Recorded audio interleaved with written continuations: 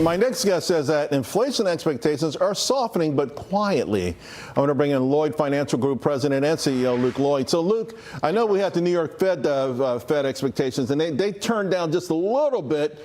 But you see this happening more and more, right? Well, inflation's beat. I mean, look, the Federal Reserve was created for two things: bailing things out and breaking things. And we're going through that breaking cycle. And what's interesting is we've only landed the plane softly one other time in history since the Federal Reserve was created in 1913. And that is exactly when Greenspan was there in 1993. Yeah, you can cite the mid-'80s, but we were coming out of a double-dip recession in the early 80s, which I don't count the mid-'80s. So my point is there, what's interesting, what's going on in this environment compared to the 90s is you had the Reagan era with lower taxes and printing tons of stimulus. What's going on right now with the current administration? They're printing tons of money with the big, beautiful bill, and they're lowering taxes. Right. So we could have this soft landing because you have the Federal Reserve breaking things, and you also have the federal government bailing things out at the same exact time. It was interesting because you note on one hand you defended Powell, but on the other hand you said that the Powell and the Fed, though, they seem sort of disconnected, right, or from the rest of the folks out there. And I'm wondering, so this is the Fed. You just mentioned how far back it goes. In 1914, you had two members with no college degree, just a couple with a regular BA, almost, a lot of lawyers, only one PhD in economics, and now they're all PhDs in economics, but they can't figure anything out.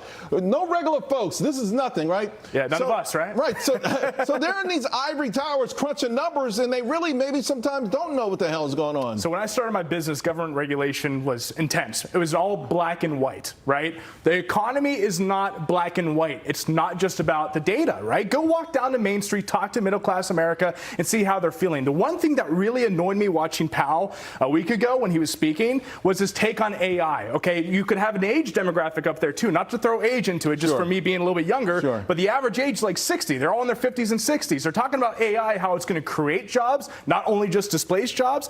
I don't think they've been around technology enough to know AI is literally meant to replace jobs. So systematic unemployment rising means disinflation and deflation coming out of the system, which is another reason they're late to the game cutting rates. It's ironic because he almost said the same thing today. Like, in other words, it's going to be disruptive, but that's down the road. Like, he is so underestimated. Very close. It's sooner, I think. You say focus on LNG and uranium, and you put out some reasons for it.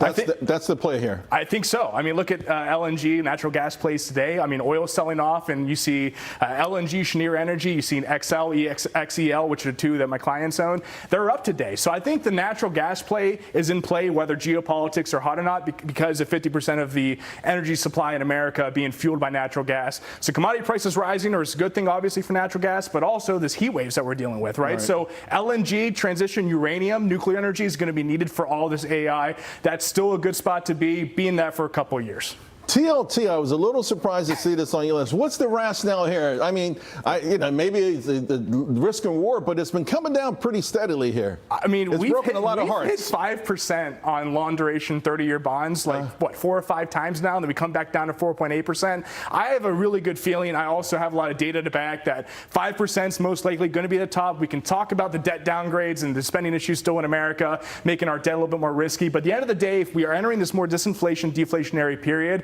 with whether it's the economy pulling back or whether it's other things out there, that's going to be bullish for long duration bonds. And literally Scott Bessen's job right now, if I had to pick one job for him, is to get the 10-year Treasury note back down to 3%, to keep the debt Ponzi scheme going that we've been addicted to for decades. By the way, I agree. That's one of the things he wants to do. By the way, he's happy that the dollar is down. That was one of his jobs. Like, look international. Hold on one second. Let's break in 1 second. We're going to get some live pictures of President Trump. All right, there he is, arriving at the Royal Palace. That's in the Netherlands.